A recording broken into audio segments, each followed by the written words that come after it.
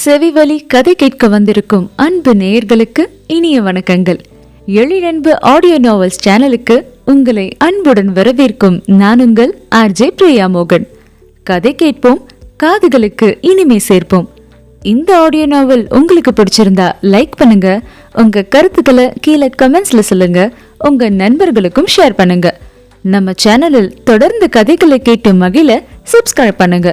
கூடவே பெல் பட்டனையும் தட்டி விடுங்க. இப்போ கதை கேட்கலாம் வாங்க. எழிலன்புவின் ஜீவசுரபி. அத்தியாயம் 33. காலை 7 மணி ஆன பிறகும் இன்னும் கண் விழிக்காமல் கணவனின் கைக்குள் சுருண்டு கிடந்தாள் இனியா. கண் விழித்து விட்டாலும் அவளை விட்டு விலகாமல் அணைத்தே கிடந்தான் சத்யபிரியன். சில மாதங்களாக அவனின் மனதில் சுமையாய் வீற்றிருந்த பாரம் குறைந்தது போல் இருந்தது என்னொடி. தன்னால் இன்னொரு வாழ்க்கை வாழ முடியுமா? இனியாவை தன் மனைவியாக பார்க்க முடியுமா? அவளிடம் ஒரு சராசரி கணவனாய் நடந்து கொள்ள முடியுமா? அவனுக்குள் போராட்டமாக இருந்த கேள்விகளுக்கெல்லாம் பதில் கிடைத்தாற் போல் இருந்தது. மனதின் போராட்டத்திற்கு முடிவு வந்ததும் மனம் இலகுவாக இருக்க அதற்கு காரணமானவளை பார்த்தான். அவன் கை வளைவிற்குள் சுகமான நித்திரையில் இருந்தவளை ஆதூரமாக பார்த்து அவளின் நெற்றியில் தன் இதழ்களை பதைத்தான்.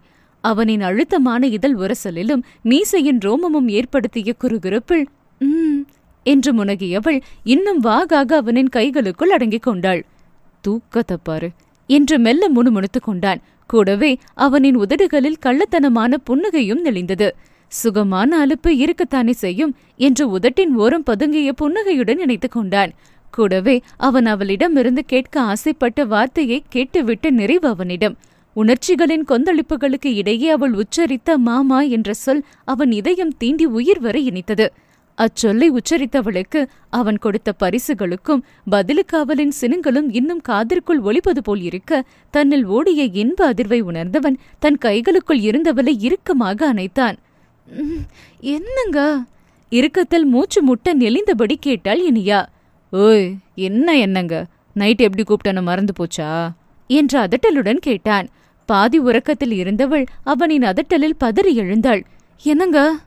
தூக்க கலக்கத்தில் இருந்தவளுக்கு அவனின் அதட்டல் மட்டுமே உரைத்தது. என்ன சொன்னான் என்பது புத்தியில் உரைக்கவில்லை. அவன் பதில் சொல்லாமல் முறைக்க எதற்கு அவனின் கோபம் என்று புரியவில்லை அவளுக்கு. சொன்னாதானே தெரியும். பாவமாக முகத்தை சுருக்கி கேட்டாள். மறந்து போச்சா என்ன? இரு, ஞாபகப்படுத்துறேன் என்றவன் செய்த வேளையில் அவளுக்கு ஞாபகம் வந்து தொலைக்க, மாமா என்று மயக்கும் குரலில் அழைத்துவிட்டு அவன் மார்பிலேயே முகத்தை புதைத்துக் கொண்டாள். அதன் பின்னான் அவர்களின் வாழ்க்கை இனிமையுடன் இலகுவாக ஓடியது. இனியவளாய் அவன் மனதிற்குள் நிறைந்தாள் இனியா. பிரியமாய் அவளுக்குள் குடிகொண்டிருந்தான் சத்யபிரியன். அன்றைய நாளுக்கு பிறகு 3 மாதங்கள் வேகமாய் கரைந்து ஓட அன்று கணவன் மனைவி இருவரும் கடையில் இருந்தனர். நடுவில் வந்த வருடப்பிறப்பு பொங்கலை எல்லாம் மனைவியுடனும் அவளின் வீட்டாருடனும் கொண்டாடியிருந்தான் சத்யபிரியன். குடும்பத்துடன் கொண்டாடிய விசேஷங்கள் அவனுக்கு மன நிறைவையும் தந்திருந்தது. கூடவே அந்நாட்களில் அபியின் நினைவுகளும் அவனுள். இப்ப நான் சந்தோஷமா இருக்கேன் அபி. நம்ம ஸ்வீட் பொண்ணே என்ன அப்படி பாத்துக்கிறா. எனக்குன்னு ஒரு குடும்பம் எல்லாம் நீ எனக்கு கொடுத்துதுரி. என் சந்தோஷத்தை நீ பாக்குறியாடி அபி என்று மானசீகமாக அவளிடம் கேட்டுக்கொள்வான். அந்நாட்களில் மட்டுமல்ல, இதோ இப்போது கடையில் இருக்கும் பொழுதும் வேலை பார்ப்பதை மறந்து அபிநயாவை நினைத்துக் கொண்டிருந்தான் சத்யபிரியன். அவன் அருகில் அமர்ந்திருந்த இனியா அவன் சொன்ன ஒரு வேலையை கணினியில் பார்த்து கொண்டிருக்க அவனோ எதிரே இருந்த சுவரை வெறித்துக் கொண்டிருந்தான். கணவனிடம் ஏதோ ஒரு சந்தேகத்தை கேட்க தலையை நிமிர்த்தி அவனை பார்த்தவள் அவன் இருந்த நிலையைக் கண்டு திடுக்கிட்டு போனாள். அவளும் பார்த்து கொண்டுதான் இருக்கிறாள். 2-3 நாட்களாகவே அவன் சரியில்லை. திடீர் என்று இப்படித்தான் தன்னை மறந்து அமர்ந்து கொண்டிருப்பான். இப்பொழுது அவனை அப்படி பார்த்தவள், என்னங்க என்று மேஜையின் மீதிருந்த அவனின் கையை பற்றினாள் இனியா. மாமா என்ற அழைப்பெல்லாம் அவர்களின் தனிப்பட்ட நேரத்திற்கே உரித்தானதாக அவர்கள் மாற்றிக்கொண்டிருக்க மற்ற நேரங்களில் அவள் வழக்கம் போலத்தான் இங்க போட்டுக்கொண்டிருந்தாள். மனைவியின் அழைப்பில் திடுக்கிட்டவன் போல் விழித்து அவளின் புறம் திரும்பியவன் என்ன என்று பார்த்தான். என்னாச்சு? ஏன் ஒரு மாதிரி இருக்கீங்க என்று கேட்டாள். ஸ்வீட் பொண்ணு என்று தீனமான குரலில் அழைத்தவன் அவள் கையை எடுத்து தன் கன்னத்தோடு அழுத்திக் கொண்டான். நீண்ட நாட்களுக்கு பிறகு மீண்டும் அவனை அப்படி உடைந்து போய் பார்க்க அவளுக்கு ஏதோ செய்ய, நீங்க 2-3 நாளாவே சரியில்லை, என்னாச்சுன்னு சொல்லுங்க என்று கேட்டவளுக்கு அவன் உடனே பதில் உரைக்கவில்லை. அவன் இன்னும் கலங்கினால் காரணம் என்னவாக இருக்கும் என்று புரிந்தவள், எங்க அபியக்கா ஞாபகமா என்று கேட்டாள். என்று மெல்ல தலையை அசைத்தான். எனக்கும் கூட இப்ப அடிக்கடி அக்கா ஞாபகம் வருது. அவங்கள பார்க்கணும் போல இருக்கு. ஆனா நம்ம கண்ணுக்கு தெரியாம எங்க போனாங்க என்று கணவனிடம் கேட்டாள். எங்க இருந்தாலும் நம்மள பார்த்துட்டு தான் இருப்பா என்று மெல்ல முனகியவன், நாளைக்கு என்ன நாள்னு தெரியுமா ஸ்வீட் பொண்ணு என்று மெல்ல கேட்டான். என்ன நாளுங்க? அபி என்னை விட்டு போன நாள் என்றவன் குரல் கரகரப்பாக ஒலித்தது. அவனின் கண்களில் ஒரு துளி கண்ணீரும் தேங்கி நின்றது. இனியாவிற்கும் வேதனை நெஞ்சை அடைக்க எழுந்து நின்று அவன் முகத்தை இழுத்து தன்னோடு அணைத்துக் கொண்டாள். அவள் வயிற்றில் முகத்தை புதைத்துக் கொண்டவனுக்கு கண்ணீர் ஊற்றெடுப்பதை தடுக்கவே முடியவில்லை. தன் வயிற்றில் ஈரத்தை உணர்ந்தாலும் அவனுக்கு என்ன சொல்லி ஆறுதல் அளிப்பது என்று அவளுக்கு தெரியவில்லை. வருத்தத்துடன் மௌனமாக அவன் துக்கத்தில் பங்கெடுத்துக் கொண்டாள். நம்ம சந்தோஷமா வாழ ஆரம்பிச்ச பிறகு நம்மள பாப்போன்னு சொன்னாங்க. இப்ப நம்ம சந்தோஷமா தானே இருக்கோம். அக்கா ஏன் வரவே இல்ல என்று வருத்தத்துடன் முணுமுணுத்துக் கொண்டாள். அது அவன் காதிலும் விழ தெரியவில்லை என்பது போல தலையை அசைத்துக் கொண்டான். கூடவே தன் அளவு இனியாவும் அபியை தேடுகிறாள் என்பது மனதிற்கு இதமாக இருந்தது. எழுந்து நின்று அவளை இழுத்து தன்னோடு அணைத்துக் கொண்டான். தன் மனநிலையையும் புரிந்து தனக்கு ஆறுதலாக இருக்கும் இனியாவை தன் மனைவியாக அடைந்தது அவனுக்கு கிடைத்த வரமாக தோன்றியது. தேங்க்ஸ்டா ஸ்வீட் பொண்ணு, அவளின் கழுத்து வளைவில் முணுமுணுத்தாள். அப்ப நானும் தேங்க்ஸ் என்றாள் இனியா. எதுக்கு என்பது போல நிமிர்ந்தவள் முகம் பார்க்க, புருஷன் பொண்டாட்டினா தேங்க்ஸை எக்ஸ்சேஞ்ச் பண்ணிக்கணுமா என்றவள் கண்ணில் சிரிப்புடன் சொல்ல, என்ன சொல்கிறாள் என்பது போல ஒரு நொடி முழித்தவன் அவள் சொல்ல வந்தது புரிந்து, வாலு என்றபடி அவள் கன்னத்தில் பல்படாமல் கடித்தான். என்று மெய் சிலிர்த்தவள் அவனின் மார்புக்குள் முகத்தை புதைத்துக் கொண்டாள். ஆக்சுவலா நாம அபியாக்காக்கு தான் தேங்க்ஸ் சொல்லணும், உங்களை எனக்கு கொடுத்ததுக்கு, என்ன உங்களுக்கு கொடுத்ததுக்கு என்றால் ஆத்மார்த்தமாக. உண்மைதான் என்று ஒப்புக்கொண்டான். அவளிடம் மேலும் சற்று நேரம் பேசிக் கொண்டிருந்ததில் அவனின் வேதனை சற்று குறைந்திருந்தது. மறுநாளை நினைத்து வருத்தம் இருந்தாலும் இனியாவிடம் பேசிக் கொண்டிருந்ததில் சற்று இலகுவான மனதுடன் தான் அன்று இரவு படுக்கைக்கு சென்றான் சத்யபிரியன். வழக்கம் போல் அவன் கை வளைவிற்குள் இருந்தாள் இனியா. இருவருமே நன்றாக உறங்கிக் கொண்டிருந்த நள்ளிரவு நேரம் ஜன்னல் திரை சீலைகள் படபட வென்று படபடத்தன. அதைத் தொடர்ந்து மல்லிகையின் மனம் அந்த அறையை நிறைத்தது. மல்லிகையின் மனம் வந்ததுமே தன்னிச்சையாக உறக்கத்தில் இருந்த இனியாவின் நாசி மனத்தை நுகர்ந்தது. அடுத்த நொடி கண் விழிக்காமலேயே அபிகா அவள் உதடுகள் முணுமுணுக்க, அதே நேரம் அவள் அருகில் இருந்த சத்யாவும் அபி என்று முனகினான். சத்யா, ஸ்வீட் பொண்ணு. இருவரின் காது கருகிலும் அபிநயாவின் குரல் கேட்க இருவரும் திடுக்கிட்டு எழுந்தமர்ந்தனர். வந்துட்டியா அபி என்று சத்யாவும் அபிகா ஆவலுடன் இனியாவும் அழைத்தபடி கட்டிலை விட்டு இறங்கி நின்றனர். நான்தா என்றவாறு அவர்கள் கண்களுக்கு தெரிந்தாள் அபிநயா. அவளை பார்த்துவிட்ட மகிழ்வில் இருவரும் பேச வார்த்தைகளற்று இருந்துவிட, உங்க 2 பேரையும் கணவன் மனைவியா ஒத்துமையா பார்க்க எனக்கு ரொம்ப சந்தோஷமா இருக்கு என்றாள் அபிநயா. எங்களுக்கு உங்களை திரும்ப பார்க்கறதுதான் ரொம்ப சந்தோஷங்கா என்ற இனியா, என்னங்க என்று கணவரிடமும் கேட்டாள். அபிநயாவை பார்த்ததில் பேச முடியாமல் வாயடைத்து போயிருந்த சத்யா ஆமோதிப்பாக தலையை மட்டும் அசைத்தான். என்ன சத்யா, என்கிட்ட பேச மாட்டீங்களா? அபிநயா விளையாட்டாக கேட்க, உன்கிட்ட பேசாம என்னால இருக்க முடியுமா அபி? உன்னை திரும்ப பார்க்க மாட்டோமான்னு ஏங்கி போயிருந்தேன் என்றான். ஸ்வீட் பொண்ணு கூட இருக்கும் போது என் நினப்பு வருது அவங்களுக்கு என்று கடிந்து கொண்டவள், என்ன ஸ்வீட் பொண்ணு, இதெல்லாம் நீ என்னன்னு கேட்க மாட்டியா என்று அவளையும் அதட்டினாள். கண்டிப்பா கேட்க மாட்டேன்கா உடனே சொன்ன இனியா, அவரோட வாழ்க்கையில நீங்க எவ்வளவு முக்கியம்னு எனக்கு தெரியும் தானேக்கா, தெரிஞ்சே உங்களை நினைக்க கூடாதுன்னு சொல்லுவேனா என்று கேட்ட இனியாவின் கையை மென்மையாக பற்றி கொண்டான் சத்யபிரியன். இவன் நீ எனக்கு கொடுத்தவ அபி, உன்னை போலவே இவளுக்கும் என்னோட நலன் தான் எல்லாம். உன்னை போல என்னை பொக்கிஷமா பாத்துக்கிறா. எனக்கு நீ கொடுத்த பொக்கிஷம் இவ. நீ எப்படி என் வாழ்க்கையில இன்றி அமையாதவளோ அப்படிதான் எனக்கு ஸ்வீட் பொண்ணும் என்றான் சத்யன். இதை கேட்க சந்தோஷமா இருக்கு சத்யா. ஸ்வீட் பண்ணு கூட எப்படி வாழ போறீங்களோன்னு எனக்கு பயம் இருந்தது. இப்ப அந்த பயம் எனக்கு போயிடுச்சு. நான் ஆசைப்பட்ட மாதிரியே நீங்க ஸ்வீட் பொண்ணு கூட சந்தோஷமா வாழ்றத பாத்துட்டேன்.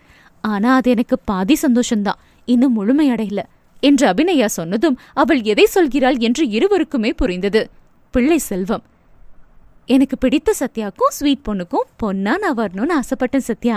இப்ப அந்த ஆசை நிறைவேற நேரம் வந்துருச்சு. அதான் உங்க மனைவி அபிநயாவா கடைசியா பார்க்க வந்திருக்கேன். நான் உங்களுக்கு எந்த பிள்ளை செல்வத்தை கொடுக்க முடியாம அல்பாயுசுல போனேனோ அந்த பிள்ளை செல்வத்தை தரப்போறேன். நீங்க மனைவி குழந்தைங்கன்னு நீண்ட காலம் வாழணும் சத்யா. நீங்க மட்டும் சந்தோஷமா இருந்தா போதாது, ஸ்வீட் பொண்ணையும் சந்தோஷமா பாத்துக்கோங்க. நான் போயிட்டு வரேன். ஸ்வீட் பொண்ணு, உன் புருஷனை உன்கிட்டயே ஒப்படைச்சிட்டேன். இனி நீ மட்டுமே அவர் மனைவி என்ற அபிநயா அவர்கள் பேச சந்தர்ப்பமே கொடுக்காமல் அடுத்த நொடி மறைந்து போனாள். அபி, அபிகா! சத்யாவும் இனியாவும் அழைத்தது வெற்றிடத்தை தான் நிரப்பியது. என்னங்க இது? இனியா வருத்தமாக கேட்க அவளை தோளோடு அணைத்துக் கொண்டவன், நம்ம கிட்டதான் திரும்பி வரப்போறா, அந்த நாளுக்காக காத்திருப்போம் ஸ்வீட்டு என்றான் சத்யபிரியன். வெகு நேரம் அபிநயாவை பற்றி பேசியபடி விழித்திருந்துவிட்டு காலை 7 மணியையும் தாண்டி இருவருமே உறங்கிக் கொண்டிருந்தனர். நன்றாக உறங்கிக் கொண்டிருந்த இனியாவிற்கு திடீரென்று வயிற்றை புரட்டுவது போல் இருக்க பட்டென்று விழித்து குளியலறைக்கு செல்ல எழுந்தாள். அவளின் அசைவில் தானும் விழித்துக் கொண்ட சத்யா, என்னம்மா என்று கேட்டான். ஒண்ணுலங்க, நீங்க தூங்குங்க, நான் பாத்ரூம் போயிட்டு வரேன். கட்டிலை விட்டு இறங்கியவள் தலையை பிடித்துக்கொண்டு தள்ளாடினாள். ஹே ஸ்வீட் பொண்ணு, என்னடி? வேகமாக எழுந்து மனைவியை பிடித்து கட்டிலில் அமர வைத்தான். அவள் தலையை பிடித்தபடி அமர்ந்துவிட, என்ன செய்து உனக்கு என்று கவலையாக கேட்டான். என்னன்னு தெரிலங்க, வயிறு ஒரு மாதிரி இருந்ததுன்னு எழுந்த, அப்படியே தலையை சுத்திட்டு வந்துருச்சு என்றாள் தீனமாக. நைட்டு ரொம்ப நேரம் முழிச்சிட்டு இருந்தது சேர்ல போல, இரு தண்ணி குடிச்சிட்டு அப்புறமா பாத்ரூம் போ என்றவன் ஜக்கில் இருந்த தண்ணீரை எடுத்து டம்ளரில் ஊற்றி எடுத்து வந்து குடிக்க வைத்தான். இப்ப பரவாயில்லையா என்று கேட்டவனுக்கு தலையை அசைத்தாள். மெல்ல போயிட்டு வா. அவளை அழைத்து சென்று பாத்ரூம் அருகில் விட்டு வந்தான். உள்ளே சென்ற சில நொடிகளிலேயே அவள் ஓங்கரிக்கும் சத்தம் கேட்க, இனியா இனியா என்னடி பண்ற? என்ன பண்ணுது உனக்கு? கதவை தர. கதவை விடாமல் பதற்றத்துடன் தட்டினான். சற்று நேரத்தில் சோர்வுடன் கதவை திறந்தவளை தாவி சென்று அணைத்துக் கொண்டான். என்னாச்சுடி ஸ்வீட்டு என்றவன் மேலே சாய்ந்து கொண்டவள், என்னன்னு தெரிலங்க, வயிற்று பொருட்டிட்டு வாந்தி வர மாதிரி இருக்கு, ஆனா வரல, ஒமட்டுது, தலை சுத்துது என்றாள் சோர்வாக. நீ முதல்ல வெளியே வா என்று அழைத்து வந்து கட்டிலில் அமர வைத்தவன் அவளின் தலையை இழுத்து தன் வயிற்றோடு அணைத்துக் கொண்டு, திடீர்னு உனக்கே இப்படியெல்லாம் ஆகுது? நேத்து கூட நல்லாதானே இருந்த என்று கவலையுடன் கேட்டவனின் கண்கள் அப்போது மேஜையின் மீதிருந்த அபிநயாவின் புகைப்படத்தை கண்டன. சட்டென்று பொறி தட்டியவன் போல் கண்களை விரித்தவன், ஸ்வீட் பொண்ணு என்று கூவியபடி மனைவியின் தலையை நிமிர்த்தி அவளின் நெற்றியில் அழுத்தமாக தன் அதரங்களை பதித்தான். என்னங்க, என்னாச்சு? அவள் புரியாமல் சோர்வுடன் கேட்க, உனக்கு புரியலையாடி ஸ்வீட்டு? ஆர்வமுடன் கேட்டான். என்ன சொல்றீங்க நீங்க? என்ன புரியல? யோசிக்கும் திறன் மழுங்கி போனவள் போல் கேட்டாள். மொக்கு. அவள் நெற்றியில் வலிக்காமல் முட்டியவன், நம்ம அபி நம்ம கிட்ட வரப்போராடி என்றவன் சட்டென்று மண்டியிட்டு அவள் முன் அமர்ந்து அவளின் வயிற்றில் கை வைத்து கண்கள் பணிக்க மனைவியை பார்த்தான். அப்பொழுதுதான் உரைக்க, நிஜமாவா மாமா? விழி விரித்து கேட்டவள் கண்கள் உணர்ச்சி வேகத்தில் கலங்கி உதடுகள் துடித்தன. அவனுக்கும் கூட கண்கள் கலங்கி இருக்க அவள் வயிற்றை மென்மையாக தடவி, ஆமாண்டி ஸ்வீட்டு என்றான் குரல் கரகரக்க. மாமா என்றழைத்து கணவனை அப்படியே இழுத்து கட்டிக்கொண்டாள். அபி என்னை விட்டுட்டு போன நாள் என்கிட்ட திரும்ப வந்துட்டா ஸ்வீட் பொண்ணு, என் மகளா என்றவனின் வார்த்தைகளிலும் கூட நடுக்கம். இருவருக்குமே அந்த நொடி சொல்லில் வடிக்க முடியாததாக இருந்தது. இருவருக்குமே அடுத்து பேச வார்த்தைகள் கிடைக்கவில்லை. தங்கள் மகிழ்ச்சியை நிகழ்ச்சியை ஒருவர் அணைப்பில் ஒருவர் இருந்து பகிர்ந்து கொண்டனர். அன்றே மருத்துவரை சென்று சந்திக்க கர்ப்பம்தான் என்று உறுதி செய்தார் அவர். அவர்களின் மகிழ்ச்சியின் அளவு கூடித்தான் போனது. அபிநயா தங்களிடம் திரும்ப வரப்போகின்றாள் என்பதே இருவரையும் அளவில்லா மகிழ்ச்சியில் மூழ்கடிக்க போதுமானதாக இருந்தது. அத்தியாயம் 34. பாத்து பாத்து என்ற கணவனை பார்த்து சூடாக முறைத்தாள் இனியா. அதையெல்லாம் பொருட்படுத்தாத அவளின் கணவனோ, இப்படி வா, அவளின் கையை பற்றி அழைத்து சென்று சோஃபாவில் அமர வைத்தான். அவள் வசதியாக அமர்ந்ததும், என்னடி மொறப்பு, உன் நல்லதுக்கு தானே சொன்ன என்றான். மொறைக்காம பின்ன உங்களை கொஞ்சம் வாங்களா என்றவளின் குரலிலும் சூடு. கொஞ்ச யார் வேணான்னு சொன்னது? நின்று கொண்டிருந்தவன் குனிந்து தன் முகத்தை மனைவியிடம் கொஞ்சுவதற்கு காட்டினான். போங்க அந்த பக்கம். அவன் கன்னத்தில் கை வைத்து தள்ளிவிட்டாள். கொஞ்சடி ஸ்வீட்டு, நீ கொஞ்சாம இதுவும் ஏங்கி போயிருக்கு. தன் கன்னங்களையும் அழுத்தமான அதரங்களையும் சுட்டி காட்டினான். கொஞ்சறேன் இங்க வாங்க. அவன் கழுத்தை சுற்றி கையை போட்டு தன்னை நோக்கி இழுத்தவள் அவன் கன்னத்தை தன் உதடுகளால் நெருங்கினாள். அவள் இடப்போகும் முத்தத்திற்காக அவன் ஆசையாக காத்திருக்க அவளோ நறுக்கென்று அவன் கன்னத்தை கடித்து வைத்தாள். ஏய்!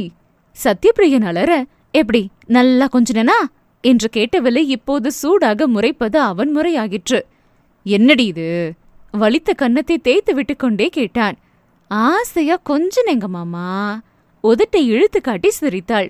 சிரித்து அவள் உதடுகளில் எதிர்பாராத நேரம் பட்டென்று ஒரு முத்தத்தை வைத்தான் சத்யன். அவள் விழிகளை திகைத்து விழித்து, மாமா மழை வர அறிகுறி எதுவும் இருக்கான்னு பாருங்க என்றாள். மழையா என்று முழித்தவன் அவள் தன்னை கேலி செய்கிறாள் என்று புரிந்து, அப்படி பட்டுன்னு போட்டானா? அவள் கன்னத்தில் வலிக்காமல் தட்டினான். பின்னென்ன, இப்ப 8வது மாசம் நடக்குது.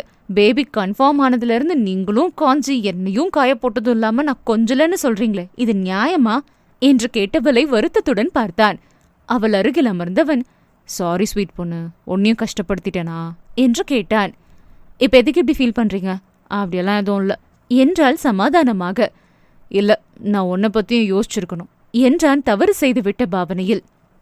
நீங்க எனக்காக தானே யோசிச்சீங்க, அதனால எனக்கு சந்தோஷம்தான் என்று இனியா அவனை வெகுவாக சமாதானம் செய்ய வேண்டியதாயிற்று. சத்யபிரியன் வருந்தவும் காரணம் இருந்தது. தான் சற்று அதிகப்படியாக நடந்து கொள்கிறோமோ என்று அவனே நினைக்கும்படியாகத்தான் அவனின் செய்கைகள் இருந்தன. ஒரு மழலை செல்வத்திற்கு ஆசைப்பட்டு கருவிலேயே 3 மழலைகளை மட்டுமல்ல, அம்மழலைகளின் தாயையும் இழந்தவன் அவன். அதன் பிரதிபலிப்பு இனியாவிடம் அளவுக்கு அதிகமாகவே ஆட்சி செய்தது. அவளை கண்ணாடி பாத்திரத்தை கையாள்வது போல் கையாண்டான். அவள் நடையின் சிறு அதிர்வு கூட அவன் நெஞ்சில் பெரும் அதிர்வை ஏற்படுத்தியது. இனியா கர்ப்பமாக இருப்பதாக மருத்துவர் சொன்ன மறுநொடியிலிருந்து அவனின் அதீத அக்கறை வெளிப்பட்டது. கர்ப்பத்தை உறுதி செய்த மருத்துவர்களிடமும் அத்தனை கேள்விகள் கேட்டிருந்தான். அபிநயாவிற்கு 3 முறை 3 மாதமே கர்ப்பம் கலைந்ததால் இனியாவிற்கும் அப்படி எதுவும் நடக்குமா, அப்படி நடக்காமல் என்ன செய்ய வேண்டும், எப்படி கவனமாக அவளை பாதுகாக்க வேண்டும் என்று அத்தனை கேள்விகள் கேட்டிருந்தான். ஒருத்தருக்கு அப்படி நடந்தா எல்லாருக்குமே அப்படி நடக்காதுங்க. இனியாவோட ஹெல்த் நார்மலா தான் இருக்கு. அவங்க உடம்புக்கு குழந்தைய சுமக்க எந்த பிரச்சனையும் இல்ல. நல்லபடியா குழந்தை பிறக்கும், கவலைப்படாதீங்க. அத்தனை எடுத்து சொல்லியிருந்தார் மருத்துவர். அதையெல்லாம் பொறுமையாய் கேட்டுவிட்டு வந்தாலும் வீட்டிற்கு வந்த பின் அவளை அவ்வளவு கவனமாக பாதுகாத்தான். எனக்கு லேசா தலை சுத்தலும் வாந்தியும் தாங்க இருக்கு, வேற எந்த பிரச்சனையும் இல்ல, நீங்க பயப்படாம இருங்க. இனியா சமாதானம் சொல்லியும் அவன் சமாதானமாகவில்லை. அவ நல்ல தடமாதான் இருக்கா தம்பி, அவளை இப்படி பொத்தி பொத்தி பாதுகாக்காதீங்க.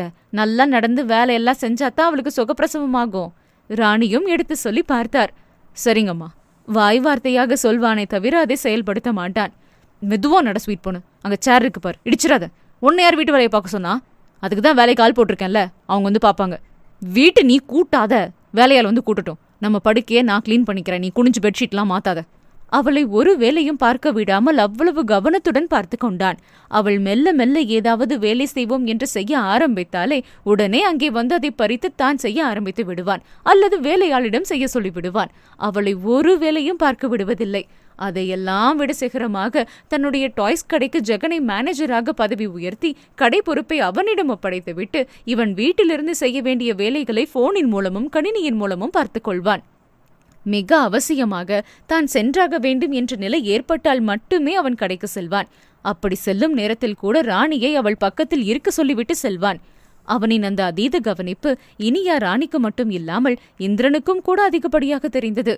நீங்க என்ன மாமா இவள் இப்படி நகரவே விட மாட்டேங்கிறீங்க? அவ பாருங்க நல்லா உடம்பு பெருத்து போய்கிட்டு இருக்கா என்று இந்திரன் சொல்ல, வெயிட் போட்டா பரவாயில்ல, குழந்தை பிறந்த பிறகு குறைச்சிக்கலாம், இப்ப அவ நல்லா ரெஸ்ட் எடுத்தா மட்டும் போதும் என்று முடித்து விடுவான் சத்யபிரியன். நல்லா வெயிட் போட்டு உங்களுக்கு பொருத்தமே இல்லாம குண்டாக போறேன் போங்க என்று இனியா புலம்பினாள். உனக்கு பொருத்தமா நானும் வெயிட் போட்டுக்கிறேன் போதுமா என்று கேட்டு அவள் வாயை அடைப்பான். ஏன் தம்பி இப்படி இவ்ளோ பயப்பட தேவையில்ல, அவ உங்க குழந்தைய நல்லபடியா பெத்து கொடுப்பா. ராணி அவனின் செயலை பொறுக்க முடியாமல் சொல்லிவிட அது அவன் குழந்தைக்காகத்தான் இவ்வளவு கவனம் எடுக்கிறான் என்ற பின்பத்தை தந்தது. அவன் முகம் ஒரு நொடி சுருங்கி போனது. அவரின் மீதிருந்த மரியாதையின் பொருட்டு அவன் எதுவும் சொல்லாமல் அமைதியாக இருந்தான்.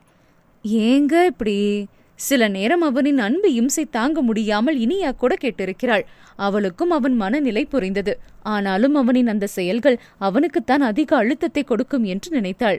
ராணி அப்படி சொன்னதும், நீயும் குழந்தைக்காக மட்டும்தான் உன்னை இப்படி கவனிச்சுக்கிறேன்னு நினைக்கிறியா என்று மனைவியிடம் தனிமையில் கேட்டான். அப்படி நினைக்கலங்க, ஆனாலும் நீங்க தேவையில்லாம ரொம்ப பயப்படுறீங்களோன்னு தோணுது என்றாள் இனியா. என்னோட பயம் தேவையில்லாதது இல்லடி, ப்ளீஸ் ஸ்வீட் பொண்ணு என்ன புரிஞ்சுக்கோ. அபி என் கண்ணு முன்னால ரத்த வெள்ளத்துல துடிச்சது இன்னும் என் நினைவை விட்டு அகலல. ஒவ்வொரு முறையும் புள்ளையும் போய் அவளும் பாதி உயிரா போய் அவ உடம்பையும் மனசையும் தேத்த நான் எவ்வளவு பாடுபட்டேன்னு எனக்கு தான் தெரியும். அந்த வலியும் வேதனையும் உனக்கு வந்துடக்கூடாதுன்னு நினைக்கிறேன். நான் உனக்காக தான் பாக்குறேன். நீயாவது எனக்கு நல்லபடியா வேணும். இன்னொரு இழப்ப தாங்க என் உடம்புலயும் சக்தி இல்ல, மனசுலயும் சக்தி இல்ல. அவன் சோர்ந்து போய் சொல்ல அவனை இழுத்து அணைத்து கொண்டாள். அதன் பிறகு ஏன் இப்படி நடந்து கொள்கிறீர்கள் என்று கேட்பதை குறைத்து கொண்டாள். ஆனால் தனக்காக அவன் எப்போதும் ஒருவித பதற்றத்தில் இருப்பதை பார்த்து அவனை முறைத்து கொண்டிருப்பாள். அதையும் அவன் கண்டு கொண்டாள் தானே. யார் என்ன சொன்னாலும் உன்னை நான் இப்படித்தான் பார்த்துக் கொள்வேன் என்றுதான் இருப்பான். அவன் அக்கறையின் அளவு மீறல்தான் இரவுகளில் தன் உணர்வுகளுக்கும் கட்டுப்பாட்டு போட்டு கண்ணியம் காத்தது. தன் அற்ப ஆசை கூட மனைவியை எந்த விதத்திலும் பாதித்துவிடக்கூடாது என்று நினைத்து விலகி இருந்தான். ஆனால் அவளுக்கும் ஆசை இருக்கும் என்பதை மறந்து போனது தன் தவறுதான் என்று இப்போது வருந்தினான். அட போதும் மாமா, ஓவரா ஃபீல் பண்ணாதீங்க. இன்னும் கொஞ்சம் மாசம் அப்புறம் பொண்ணை பெத்து உங்க கையில கொடுத்துடுவேன். நீங்க உங்க பொண்ணை கொஞ்சுங்க, நான் உங்களை கொஞ்சுறேன். அவன் காதில் ரகசியமாக கிசுகிசுத்தாள். அவளின் கிசுகிசுப்பில் ரசனையுடன் அவளை பார்த்தவன், எப்படி இப்ப கொஞ்சினது போலவா? நக்கலாக கேட்டு அவள் கடித்து தன் கன்னத்தை தடவி கொண்டான். இல்ல, வேற மாதிரி. தன் கை நகங்களை காட்ட, அடிப்பாவி என்றவன் அலற கிளுக்கி சிரித்தாள் இனியா. அடிப்பியோ கிள்ளுவியோ பிராண்டுவியோ அதெல்லாம் அப்புறம் பாப்போம், இப்போதைக்கு பேசத்தான் முடியும் என்று பெருமூச்சு விட்டான். பின்னே இன்னும் 1 வாரம் சென்றால் 9ஆம் மாதம் ஆரம்பித்துவிடும் என்ற நிலையில் அதன்பின் எப்போது வேண்டுமானாலும் குழந்தை பிறக்கும் நிலையில் பெருமூச்சு மட்டுமே விட முடிந்தது. அவனின் ஏக்கத்தை பார்த்து அவளுக்கு சிரிப்பும் வந்தது, கவலையும் வந்தது. தன் மனதின் ஆசைகளை துறந்து தன்னை பார்த்துக் கொள்கிறான் என்பதில் கர்வமும் வந்தது. அவள் அவனை பற்றி யோசித்தபடி அமர்ந்திருக்க அவள் வயிற்றில் கை வைத்து குழந்தையை உணர்ந்து கொண்டிருந்தான் சத்யபிரியன். முதலில் குழந்தையின் அசைவை உணர்ந்த தருணம் அவன் நினைவில் ஓடியது. ஒரு காலத்தில் அவன் உணர துடித்த ஏக்கம், உணர கிடைக்காமல் போன வருத்தம் எல்லாம் அந்த நொடி மறைந்து போனது. குழந்தையின் அசைவை உணர்ந்ததும் இனியா உடனே கணவனின் கையை இழுத்து வயிற்றில் வைத்து காட்டினாள். ஆனால் அவன் கை வைத்ததும் அசைவு நின்றுவிட ஏமாற்றத்துடன் மனைவியை பார்த்தான். இனி அடிக்கடி இப்படி அசையுங்க, கவலைப்படாதீங்க. அவள் சொல்லிக் கொண்டிருக்கும் போதே அவன் கண்கள் ஆச்சரியத்தில் விரிந்தன. இன்னும் அவள் வயிற்றிலிருந்து கையை எடுக்காமல் இருந்தவன் கைகள் அந்த வித்தியாசத்தை உணர, பேபி அசைரா ஸ்வீட் பொண்ணு ஆர்வத்துடன் கூறியவன் குனிந்து அவள் வயிற்றில் முத்தமிட்டான். இந்த அசைவை உணர முடியாம எத்தனை முறை ஏங்கி போயிருக்கேன் தெரியுமா? அவன் கண் கலங்க கேட்டபோது அவளுக்கு துடித்து போனது. உங்க ஏக்கத்தை போக்குதான் உங்க பொண்ணு இங்க வந்திருக்காங்க. வயிற்றை சுட்டி காட்டி அவனை தேற்றினாள். 7ஆம் மாதம் வந்ததும் இனியாவிற்கு வளைகாப்பு நடத்த ராணி கேட்க அவனுக்கும் ஆசை இருந்ததால் உடனே ஒப்புக்கொண்டான். கடை ஊழியர்கள், உறவினர்கள் என அனைவரும் வந்து சிறப்பாகவே வளைகாப்பு முடித்து இனியாவை எதிரே இருந்து அவர்களின் வீட்டிற்கு அழைத்து செல்வதாக சொன்னபோதுதான் அரண்டு போனான். அங்கெதுக்கு, இங்கே இருக்கட்டும். பிடிவாதம் பிடித்தவனிடம் சம்பிரதாயம் அதுதான் என்று எடுத்து சொல்லிய ராணி, என்ன தம்பி, வளைகாப்பு போட்டா பொண்ணு அம்மா வீட்டுக்கு கூட்டிட்டு போறது தானே முறை, அது தெரியாதா உங்களுக்கு என்று கேட்டார். எனக்கு தெரியாதுமா. உள்ளே போன குரலில் சொன்னவனை இரக்கமாக பார்த்தார் ராணி. தனியாக வளர்ந்த பிள்ளை என்று நினைத்து அவனுக்கு நடைமுறையை எல்லாம் எடுத்து சொன்னார். அனைத்தையும் கேட்டவன், மாசமா இருக்கிற பொண்ணு அம்மா பக்கத்துல இருந்து பாத்துக்கணும், அவ்வளவுதானே, அப்ப நீங்க இங்க வந்துருங்க என்று முடித்து கொண்டான். இங்கே வந்து எப்படி இருப்பது என்று தயங்கியவரை பேசியே சம்மதிக்க வைத்தான். பின் வளைகாப்பு அன்று ஒரு நாள் மட்டும் தங்கள் வீட்டில் வந்து இனியா இருக்கட்டும் என்றும் பிரசவ நேரத்தில் தான் அங்கே வந்து இருப்பதாகவும் சொல்லி ராணிதான் அவனை சமாளிக்க வேண்டியதாக இருந்தது. ஏதோ நாள்களும் விரைய பிரசவ நாளும் வந்திருந்தது. மாமா! வலியில் கணவனின் கையை இறுக பிடித்தாள் இனியா. ஸ்வீட் பொண்ணு, ரொம்ப வலிக்குதாடி. கலங்கி துடித்து போனான் சத்யபிரியன். பல்லை கடித்துக் கொண்டு முனகினாள். தன் கையை இறுக்கி பிடித்திருந்த அவளின் கை வழியே தானும் அவ்வலியை உணர்ந்தவன் தன் துடிப்பை மறைத்துக் கொண்டு, இன்னும் கொஞ்ச நேரம்டா, நம்ம பேபி வந்துருவா என்று சமாதானம் செய்தான். மருத்துவரிடம் கேட்டு அவனும் பிரசவ அறைக்குள் வந்திருக்க அவள் கூடவே இருந்த அவளின் வலியை உணர்ந்து அவ்வலியை குறைக்க தன்னால் ஆன முயற்சிகளை எல்லாம் எடுத்துக்கொண்டிருந்தான் சத்யபிரியன். சற்று நேரத்தில் அவர்களின் மகள் பிறக்க செவிலியர் கொடுத்த தன் மகளை கையில் ஏந்தியவன் கண்கள் பணிக்க, நம்ம அபிடி ஸ்வீட்டு தொண்டை அடைக்க மனைவியிடம் காட்டினான். பிரசவ அலுப்பில் அரை மயக்கத்தில் இருந்தவள் கண்களின் ஓரம் கண்ணீர் வடிய, ஆமா மாமா என்றவள், சந்தோஷ்மா மாமா என்று கேட்டாள். ரொம்ப என்றவனுக்கு அடுத்து பேச வார்த்தைகள் வரவில்லை. தன் மகளின் முகத்தை பார்த்து உறைந்து போயிருந்தான். அவனும் அபியும் ஏங்கிய பிள்ளை, இப்போது அபியே தன் மகளாக. இவ்வுணர்வை என்னவென்ற வார்த்தைகளில் வடிக்க, அவ்வுணர்வை அவன் நிலையிலிருந்து யோசித்து பார்த்தால் மட்டுமே உணர முடியும். ஒரு பிள்ளைக்காக ஏங்கி தவித்து எத்தனையோ வலி இழப்புகளை தாண்டி இன்று அவனும் தகப்பன். தன்னை அப்பாவென்று அழைக்கப் போகும் மகளை கையில் ஏந்தி அந்த பதவியை தனக்கு தந்த மனைவியை நெற்றியில் காதலுடன் முத்தமிட்டான் சத்யபிரியன். அவன் அன்பு முத்தத்தில் பூரித்து போனாள் அவனின் ஸ்வீட் பெண். அத்தியாயம் 35. அபி ஓடாத நில்லு என்று அழைத்துக் கொண்டே அவள் பின்னால் ஓடினான் இந்திரன். நான் அப்பா கிட்ட போறேன் மாமா. அவன் கைகளுக்கு சிக்காமல் குடுகுடுவென ஓடினாள் சத்யபிரியன் இனியாவின் மகள் அபிரூபா. உங்க அப்பா உன்னை இங்கதான் இருக்க சொன்னாரு. அவன் சொன்னதெல்லாம் அவள் காதிலேயே விழவில்லை. மாலில் இருந்து நகரும் படிக்கட்டில் அவளாக இறங்க ஆரம்பிக்க, அச்சோ நில்லு அபி, நானும் வரேன். விரைந்து வந்து அவளை கையில் பற்றி கொண்டு பத்திரமாக அழைத்துக் கொண்டு கீழே சென்றான். 3ஆம் தளத்தில் இருந்த தங்களின் டாய் ஷாப்பை பார்த்ததும் இந்திரனின் கையை உதறிவிட்டு கடைக்குள் ஓடினாள் அபிரூபா. ஓய் பாப்பா, மெல்ல போ. கடையில் இருந்த ஜெகன் சொல்ல அவனின் குரலையும் காதில் வாங்காமல் அலுவலக அறைக்குள் ஓடினாள். அப்பா! உள்ளே நுழையும் போதே கத்திக்கொண்டே அவள் நுழைய, சரி ஆர்டர் ரெடியானது சொல்லுங்க என்று போனில் பேசிக் கொண்டிருந்த சத்யபிரியன் மகளின் அழைப்பில் உடனே அழைப்பை துண்டித்துவிட்டு, அபி பேபி ஓடி வந்த மகளை கைகளில் அள்ளிக்கொண்டான். ஷ்! 3ஆவதாக ஒரு குரல் வர, அம்மா! கத்தினாள் அபிரூபா.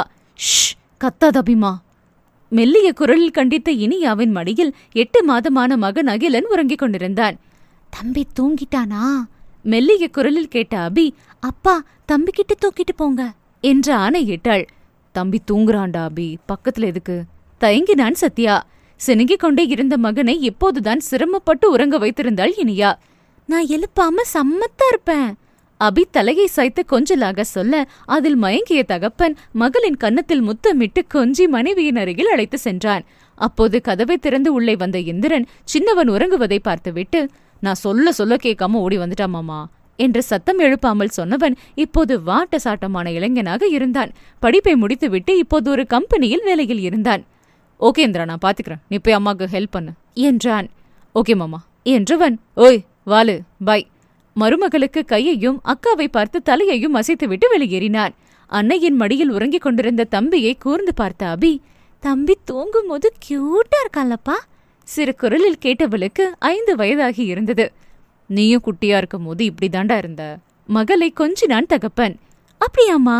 அன்னையிடம் ஆர்வமாக கேட்டவளுக்கு இனியா சிரித்துக்கொண்டே இசைவாக தலையசைத்தாள். சரி சாப்பிட்டியா குட்டிமா என்று மகளிடம் கேட்டான். சாப்பிட்டேன்பா, அம்மம்மா பணியார கொடுத்தாங்க, யம்மி. நாக்கை சுழற்றி சப்பு கொட்டினாள். உங்கள மாதிரியேதான் உங்க பொண்ணு, அம்மா சாப்பாட்டை மட்டும் எந்த குறையும் இல்லாம சாப்பிட்டுடுவா. இதை ஏங்கிட்டனா இல்லாத ஆட்டமெல்லாம் காட்டுவா என்று நொடித்து கொண்டாள் இனியா. அம்மம்மா ஃபுட் வெரி டேஸ்டி, யம்மிமா. மகள் சொன்னதும், அப்படி சொல்றா குட்டி. ஹைஃபை கொடுத்து கொண்டான் சத்யா.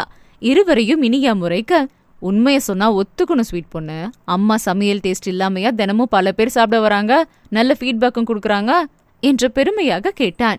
அதென்னவோ சரிதான் என்று நினைத்து கொண்டாலும் இனியா வாயை திறந்து ஒன்றும் சொல்லவில்லை. சொல்லிவிட்டால் போதும், அப்பாவும் மகளும் இன்னும் ஓவராகத்தான் ஆடுவார்கள் என்று வேண்டுமென்றே மௌனமாக இருந்தாள். உன் அம்மாவுக்கு பொறாமடா குட்டி. மனைவியை பார்த்து குறும்பாக சிரித்துக்கொண்டே கேலி செய்தான். இருக்கட்டும் வச்சுக்கிறேன் என்பது போல இனியா கணவனை பார்க்க கேலி சிரிப்புடன், தாராளமா வச்சுக்கோ என்பது போல இமைகளை மூடித்திருந்தான். பிள்ளைய கையில வச்சுட்டு என்ன பண்றாரு பாரு. இனியாதான் கண்களை தாழ்த்த வேண்டியதாகிற்று. நாட்கள் கூடியது போல சத்யா இனியாவின் அன்பும் கூடிக்கொண்டேதான் போனது. மகளுக்கு 3 வயது நிறைவடைந்த நிலையில் மீண்டும் கர்ப்பம் தரித்து மகனை பெற்றெடுத்திருந்தாள் இனியா. மகள் பிறக்கும்போது மனைவியை எப்படி பாதுகாத்தானோ அதில் சிறிதும் மாற்றம் இல்லாமல் 2வது கர்ப்பத்திற்கும் பார்த்து கொண்டான் சத்யபிரியன். அவனின் அன்பு தொல்லை அவளுக்கு பழகி போனதுதான் என்பதால் அவனின் அன்பில் குளிர் காய்ந்தாள் இனியா. குழந்தை பிறந்த 5 மாதம் ஆன பிறகுதான் மனைவியை கடைக்கு அழைத்து வந்தான். அதிலிருந்து தினமும் கணவன் குழந்தைகளுடன் கடைக்கு வந்து விடுவாள் இனியா. அபிரூபா பள்ளி நேரம் போக மீதி நேரத்தில் கடையில்தான் இருப்பாள். பாதி நேரம் தந்தையின் கடையில் இருந்தால் மீதி நேரம் அதே மாலில் 4வது தளமான உணவக பகுதியில் இருந்து அவளின் அம்மம்மா கடையில் சென்று அமர்ந்து கொள்வாள். மருமகன் பிடிவாதமாக வைத்துக் கொடுத்த ஒரு சிறிய உணவகத்தை அங்கே நடத்தி கொண்டிருந்தார் ராணி. வீட்டு உணவு முறையில் அவர் செய்து தரும் பாரம்பரிய உணவிற்கு அங்கே நல்ல வரவேற்பு இருந்தது. தன் அலுவலக விடுமுறை நாளில் இந்திரனும் அன்னைக்கு உதவியாக இருப்பான். மற்ற நாட்களில் அம்மா தனியாக கஷ்டப்படக்கூடாது என்று அவருக்கு ஒரு உதவியாளரையும் ஏற்பாடு செய்து கொடுத்திருந்தான் சத்யபிரியன். மனைவிக்கு மட்டும் இல்லாமல் அவளின் குடும்பத்தையும் தன் குடும்பமாக பாவித்து பார்த்து பார்த்து செய்தான் அவன். ஒரு உறவுக்காக ஏங்கியவனுக்கு இப்போது ஒரு அழகான குடும்பம். மிக மிக மகிழ்வாக சத்யபிரியனின் வாழ்க்கை சென்றது. இனியாவும் தபால் வழி படிப்பை முடித்து விட்டிருந்தாள். குழந்தைகளை பார்த்து கொள்வது போக மீதி நேரத்தில் கணவனுக்கு மட்டும் இல்லாமல் அம்மாவின் கடையில் கணக்கு வழக்கு பார்ப்பதும் அவள்தான். அன்றிரவு 2 கடைகளையும் மூடிவிட்டு குடும்பத்துடன் வீடு வந்து சேர்ந்தனர். ஓகே மாமா, அக்கா, குட் நைட் என்றான் இந்திரன். அபிய நான் தூக்கிட்டு போகட்டுமா என்று கேட்டார் ராணி. இல்லம்மா, நாங்க பாத்துக்கிறோம், நீங்க ரொம்ப நேரம் நின்றுப்பீங்க, போய் ரெஸ்ட் எடுங்க அக்கறையுடன் சொன்னான் சத்யபிரியன். அவனை வாஞ்சியுடன் பார்த்துவிட்டு மாடி ஏறினார் ராணி. கீழே மட்டும் இருந்த தங்கள் வீட்டை இப்போது மாடியிலும் எடுத்து கட்டியிருந்தான் சத்யபிரியன். எதிர்வீட்டு பெரியம்மாவுக்கு உடல்நிலை சரியானதுமே ராணியை வேலையை விட வைத்து அவர்கள் தங்களுடன் தங்க வசதி பத்தாது என்று மாடியில் எடுத்து கட்டி அவர்களை மேலே தங்க சொல்லிவிட்டான். ஒரே குடும்பமாக இருப்பதுதான் அவனுக்கும் பிடித்திருந்தது. சிறிது தயங்கினாலும் ராணியாலும் இந்திரனாலும் அவனின் ஆசைக்கு மறுப்பு தெரிவிக்க முடியவில்லை. அவன் பாசத்தால் அவர்களை வீழ்த்த அந்த பாசத்திற்கு அவர்களும் கட்டுப்பட்டனர். பிள்ளைகளுடன் தங்கள் அறைக்கு வந்தனர் சத்யாவும் இனியாவும். கடையில் இருக்கும் போதே பிள்ளைகள் இருவரும் உறங்கியிருந்தனர். தன் கையில் இருந்த மகனை இனியா தொட்டிலில் படுக்க வைக்க தன் கையில் இருந்த மகளை அவளின் சின்ன கட்டிலில் படுக்க வைத்தான் சத்யபிரியன். பா உறக்கத்திலும் அபி தந்தையை அழைக்க, தூங்குடா பேபி. மகளை நெற்றியில் முத்தம் வைத்து தட்டி கொடுத்து உறங்க வைத்தான். அவள் அசந்து உறங்க ஆரம்பித்த பிறகுதான் விலகி சென்ற மகனின் நெற்றியிலும் முத்தமிட்டு உடை மாற்ற சென்றான். அதற்குள் குளியலறைக்குள் சென்று உடை மாற்றி வந்த இனியா படுக்கையில் சென்று அமர்ந்தாள். சத்யாவும் உடை மாற்றி விட்டு அவள் அருகில் வந்து அமர்ந்து, அப்புறம் ஸ்வீட்டு என்ன வச்சுக்க போறேன்னு சொன்னியே, எங்க வச்சுக்க பாப்போம். அவள் தோளில் தலையை சாய்த்து கொண்டே சொன்னான். அதெல்லாம் வச்சுக்க முடியாது, இழுத்து போத்திட்டு தூங்குங்க. அவன் தலையை பிடித்து தள்ளி விட்டாள். ஓய், என்னடி தள்ளி விடுற? இழுத்து பொத்திட்டு தூங்கணும்னா நீயும் வா. அவளையும் இழுத்து கொண்டு கட்டிலில் சரிந்தான். சோ விடுங்க, எனக்கு செம்ம டயர்டா இருக்கு, நான் தூங்க போறேன். அவன் கையை விலக்க முயன்றாள். தூங்கலாம், அதுக்கு முன்னாடி ஒரு முறை மாமான்னு கூப்பிடு என்றான் பிடிவாதமாக. யோவ்னு வேணா கூப்பிடுறேன், மாமான்லாம் கூப்பிட முடியாது பிகு செய்தாள் அவள். அப்படி உன்னை விட்டுருவேனானா என்றவன் மறுப்பு தெரிவித்து அவளின் இதழ்களுக்கு தண்டனை வழங்கினான். என் செல்லம், என் தங்கம், என் வெல்லம், என் ஸ்வீட்டு பொண்ணு. அவளை கொஞ்சிக் கொண்டே அவன் மெஞ்ச, அவன் கொஞ்சலுக்கா மிஞ்சலுக்கா ஏதோ ஒன்றுக்கு அவனுக்குள் அடங்கி போனாள் இனியா. மாமா போதும் அவள் முனக, அவன் அவளுள் கரைய என்று அவர்களுக்கான அந்த நொடி அழகானதாக மாறிக்கொண்டிருந்தது. நீ மாமான்னு கூப்பிட்டாதாண்டி அந்த நாளே இனிக்குது. அவள் மூக்கின் நுனியில் முத்தமிட்டு கொஞ்சி மிஞ்சினான். இல்லனா எப்படி இருக்குமா கொஞ்சலாக கேட்டாள். இல்லனா இனிப்பு இல்லாத பண்டம் போல என்றான். போதும் எனக்கு ஐஸ் வச்சது, தூங்குங்க, நீங்களும் இன்னைக்கு செம்ம டயர்டா தெரியுறீங்க என்றவள் அவனை விட்டு தள்ளி தலையணையில் சாய்ந்தாள். ஏய், இங்க வாடி ஸ்வீட் பொண்ணு. அவளை இழுத்து தன் தோள் வளைவில் படுக்க வைத்துக் கொண்டான். கை வலிக்க போதுங்க, 2 பிள்ளைங்களையும் மாத்தி மாத்தி தூக்கி வச்சுட்டே இருந்தீங்க என்றவள் அக்கறையாக சொல்ல, இந்த சுமையெல்லாம் என்ன என்னடி செய்யும்? சொல்லப்போனா என் பிள்ளைங்க சுமை மட்டும் இல்ல, உன் சுமையும் கூட தாங்குவேன். அந்த சுமை தான் எனக்கு வேணும் என்றான். என்னங்க மாமா? அவன் தீவிர பாவனையில் பேச என்னவோ என்று பார்த்திருந்தாள் இனியா. கவலைப்படுற அளவுக்கு ஒன்னும் இல்லடி ஸ்வீட்டு, இப்ப நான் ரொம்ப ரொம்ப சந்தோஷமா இருக்கேன். அபிக்கு பிறகு எனக்குன்னு ஒரு வாழ்க்கை இருக்குன்னு நான் கற்பனையில கூட நினைச்சு பார்த்ததில்ல. ஆனா இப்ப அபி கொடுத்த நீ மூலமா அழகான இந்த வாழ்க்கையில ஒவ்வொரு நொடியும் ரசிச்சு வாழ்றேன் ஸ்வீட் பொண்ணு. அபி போன பிறகு என் வாழ்க்கை சூன்யமா தான் இருந்தது. ஆனா இப்ப என் வாழ்க்கை ஜீவன் நிறைஞ்சதா மாறி இருக்கு. அல்ல குறையாம கிடைக்கிற அமுத சுரபின்னு சொல்லுவாங்கல்ல, அது மாதிரி என் வாழ்க்கைக்கு ஜீவன் கொடுத்த நீயும் அபியும் என்னோட ஜீவ சுரபி. அபி எனக்கு அன்புனா எப்படி இருக்குன்னு அவ இறந்த பிறகும் காட்டினா. நீயும் எந்த பிரதிபலனும் எதிர்பார்க்காம என் வாழ்க்கைக்குள்ள வந்து என் வாழ்க்கைக்கு ஜீவனை மட்டும் இல்ல, இந்த முத்தான 2 குழந்தைங்களையும் கொடுத்து அர்த்தம் நிறைஞ்சதா மாத்திருக்க. இப்ப பிள்ளைங்களோட அன்பும் சேர்ந்து என் வாழ்க்கைக்கு ஜீவனை கொடுத்துட்டு இருக்கு. இந்த அன்பு நிறைஞ்ச ஜீவ சுரபி என் வாழ்நாளெல்லாம் எனக்கு அல்ல குறையாம கிடைக்கணும். அது தவிர எனக்கு வேற எந்த ஆசையோ எதிர்பார்ப்போ இல்ல என்றவன் குரல் கரகரத்தது. கண்டிப்பா உங்க ஆசைய நானும் நம்ம பிள்ளைகளும் எப்பவும் நிறைவேற்றுவோமாமா என்ற இனியா கணவனின் கண்ணம் தாங்கி அவன் கண்ணோடு கண் பார்த்து தன் அன்பை அவனுக்குள் கடத்தினாள். ரொம்ப ரொம்ப தேங்க்ஸ் டி ஸ்வீட் பொண்ணு என்றவன் அவளை இழுத்து இறுக்கமாக அணைத்து கொண்டான். நானும் கூட தேங்க்ஸ் அவள் சொன்னதும் அவனுக்கு புன்னகை அரும்பியது. எக்ஸ்சேஞ்ச் பண்ண ஆரம்பிச்சிட்டியா? சிரிப்புடன் கேட்டான். இது எக்ஸ்சேஞ்ச் இல்ல, உண்மையாதான் சொல்றேன். நான் உங்களை பாத்துக்கிட்டதை விட நீங்க தான் என்ன கண்ணும் கருத்துமா அப்படி பாத்துக்கிறீங்க. எனக்கு மட்டும் இல்லாம என்னோட அம்மாவுக்கும் தம்பிக்கும் அவ்வளோ செஞ்சிருக்கீங்க. இப்படி எத்தனை பேரால மாமியார் குடும்பத்தையும் தான் குடும்பமா நினைக்க முடியும்? உங்களால அது முடியுது, செயல்படுத்தியும் காட்டுறீங்க. எனக்கு நீங்க கிடைச்சதுல அவ்வளோ சந்தோஷமாமா என்றவள் உணர்ச்சி பெருக்கில் அவன் கன்னத்தில் தன் பரிசையும் கொடுத்தாள். போதும் பேசினது, என் பொண்டாட்டி திரும்ப மாமா சொல்லிட்டா, அதுக்கு பரிசு கொடுக்கணுமே அவன் மீண்டும் ஆரம்பிக்க. அச்சோ போதும் மாமா, சின்னவன் எப்ப வேணாலும் எழுந்திருப்பான், அதுக்குள்ள குட்டி தூக்கமாவது போடணும் அலுப்பாக சொல்ல. சரி நீ படு, பிள்ளைகளை நான் பார்த்துட்டு வரேன் என்று எழுந்தான். நானும் வரேன். இனியாவும் வந்தாள். முதலில் அகிலனை பார்த்துவிட்டு பின் அபிரூபாவை பார்த்தனர். அவர்களின் பார்வை அவளின் மீது சில நொடிகள் நிலைத்தன. தங்களின் இந்த அழகான வாழ்க்கைக்கு காரணமான அபிநயாவிற்கு இருவரின் மனமும் மானசீகமாக நன்றி உரைக்க, மா அப்பா உறக்கத்திலேயே முனகினாள் அவர்களின் மகள் அபிரூபா. சத்யபிரியன் இனியாவின் உதடுகள் புன்னகையில் விரிந்தன. சுபம். இதுவரை நீங்கள் கேட்டு ரசித்தது எழுத்தாளர் எழிலன்புவின் ஜீவசுரபி. இந்த கதை உங்களுக்கு பிடிச்சிருந்தா லைக் பண்ணுங்க, உங்க கருத்துக்களை கீழே கமெண்ட்ஸ்ல சொல்லுங்க, உங்க ஃப்ரெண்ட்ஸுக்கும் ஷேர் பண்ணுங்க. மீண்டும் இது போன்ற அழகிய நாவல்களை கேட்டு ரசிக்க எழிலன்பு ஆடியோ நாவல்ஸ் யூடியூப் சேனலுக்கு மறக்காம சப்ஸ்கிரைப் பண்ணுங்க. மீண்டும் ஒரு அழகிய நாவலோடு சந்திப்போம். அது வரைக்கும் டடா.